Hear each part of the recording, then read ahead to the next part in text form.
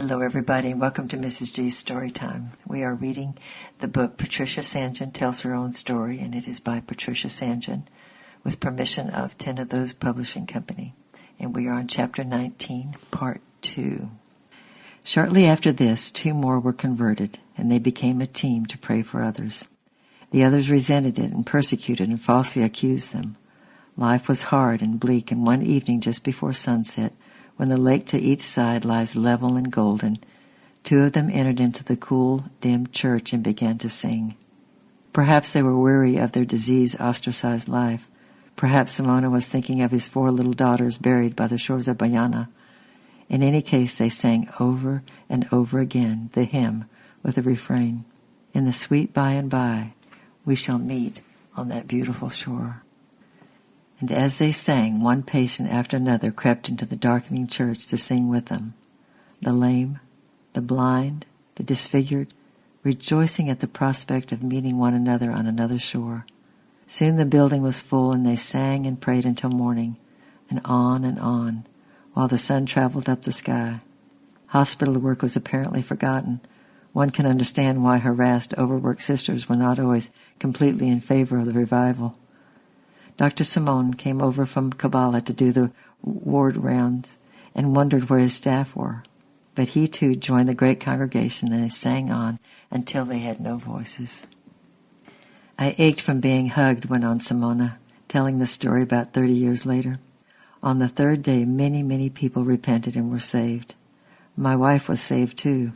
I stopped worrying about my illness, and here his delight overcame him, and he jiggled gently up and down in his chair. Slowly I got better, and I prayed for a hospital for leprosy in my own country. God heard his prayer, and later he went to the first hospital for lepers in Buranda, where 12 years he worked as a male nurse and led many to Christ. In 1961 he was discharged and came to be a trusted senior worker at Kajimi Hospital. His face lights up as he tells the story. "Because I was ill, I found Christ. I was in despair like Jonah in the belly of the whale, and he brought me up and lifted me out." Evelyn Longley wrote of many at that time, bringing back clothes and blankets and all sorts of stolen goods. But perhaps the chief sign of revival was the new radiance and courage that shone out on the ravaged faces, the new sense of presence of Christ in their pain and weakness. And when a Christian patient does die, the burial of the old diseased body becomes a time of great rejoicing as his friends talk together of his new body. It does not yet appear what we shall be, but we shall be like him. Can there be any more joyful prospect? Miss Longley and Miss Horton were the first of the succession of heroic lady missionaries who gave years of their lives to those suffering from that most feared disease. In these times, when it was not uncommon for missionaries to return home with breakdowns due to culture shock, absence of social life, loneliness, and overwork, it's good to remember Evelyn Longley, Grace Marsh, Janet Metcalf, and Marguerite Bailey. They remained for years in that isolated place, and apart from the Sharps, who came to live on the next island, the ladies had no European companionship except each other.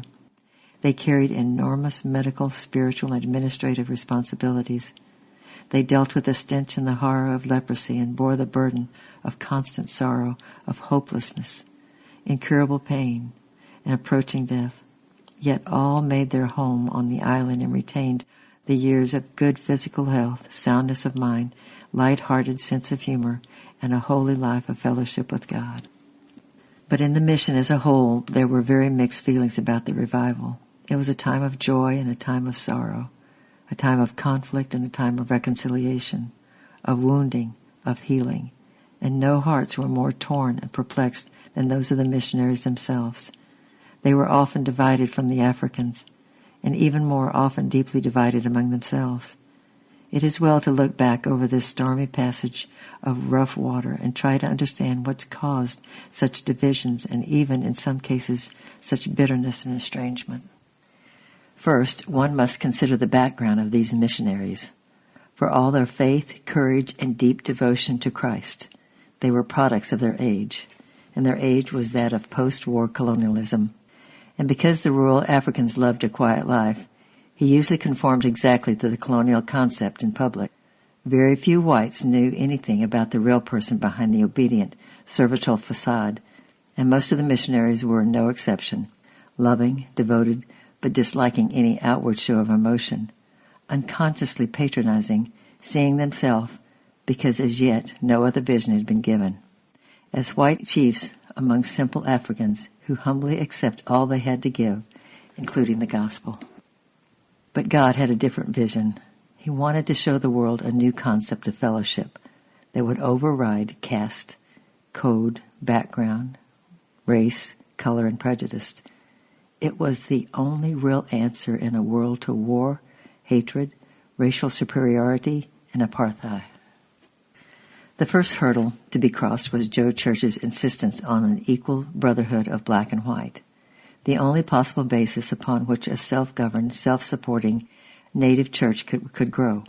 But the germ idea caused consternation. Some missionaries prophesied no good at all from Mrs. Gillibone's habit of allowing the Africans to crowd into her house for Sunday hymn sing, or Joe Church's custom of letting them sit in his room as equals and share news from his letters.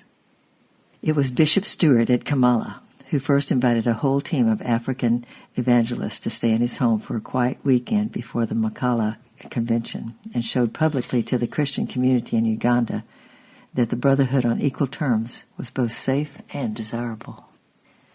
Then there was a question of excessive emotion, the shouting, the dancing, hysterical manifestations, so equally repugnant to the English gentleman and soldier, so completely suitable for those just emerging from paganism who knew no other way of expressing it, overwhelming grief or extreme joy.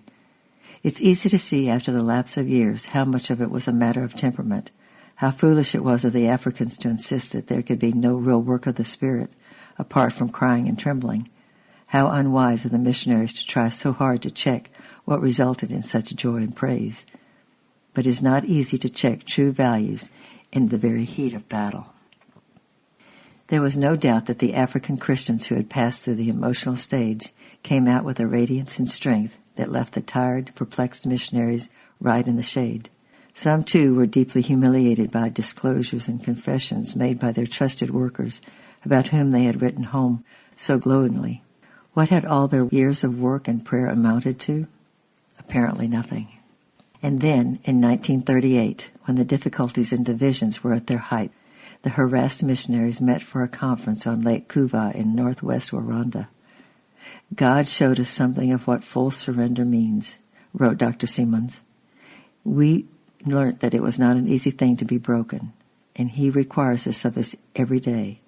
We realized, too, that even more than ever, the possibilities of a life of real fellowship with each other and with the Africans. There is no doubt that many of them are farther along the line than we are. In their sight, we are no longer the great white man, but they long to walk with us and to grow with us. There was a breaking in rejoices such as never been known before, and many are the happy testimonies from men and women who found a peace they had never known before in dropping all strivings and pretenses, accepting criticism and facing reality, beginning at last to know because they were willing to be known. God's timing is perfect.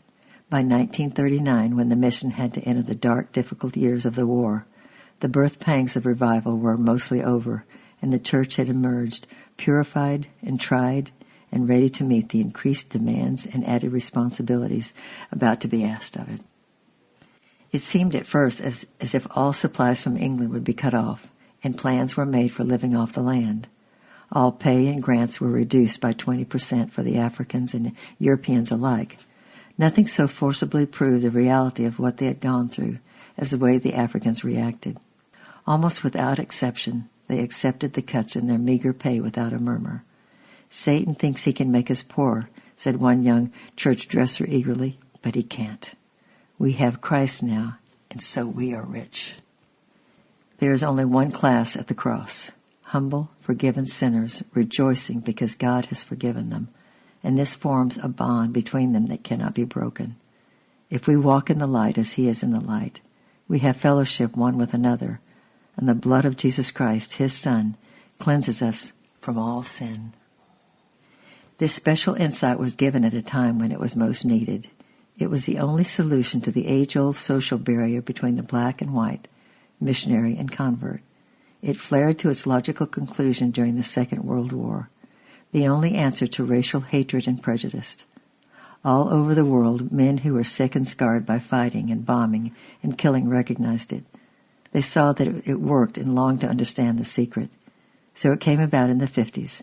Calls came from far countries, and teams of African and English brethren went together to share what God had taught them. In the decades following the end of the war, teams traveled from East Africa and many parts of the world to India and Pakistan, North America, Brazil, Australia, New Guinea, and to various countries in Europe and Africa. It was probably true to say that wherever the teams traveled, the message got across, because they went in simple dependence on the Holy Spirit, without trappings or attractions, simply to share what God had taught them, because they longed for reality and were drawn by sincerity. Whatever the color of the man's skin, pride, prejudice, or complacency or pretense were broken down. Sin was confessed, cold hearts caught fire, estranged parties were reconciled, and love and fellowship were restored. I traveled home with very much to think about and spent the next year in Morocco, living with my mother and the girls, but writing Breath of Life, from which most of this chapter has been taken. It was a strange story to write in a Muslim land with the precious ones and twos struggling on, and a couple of faithful, prayerful missionaries retiring from a mission statement in the South, where they had worked for so many years and known and seen no known converts. "O Lord, how long?" one cried, and the answer seemed clear as I shifted through all that I had seen and heard. "O Lord," they had prayed, "send revival, and let it start with me." Well, tomorrow we're going to be reading chapter 20 in the Steps of St. Paul. I hope that chapter 19 has really been convicting my heart, and just to be praying for revival in the Lord's church across the United States. And Lord, let it begin with me. I love you. I'm praying for you, and we'll see you tomorrow. Bye-bye.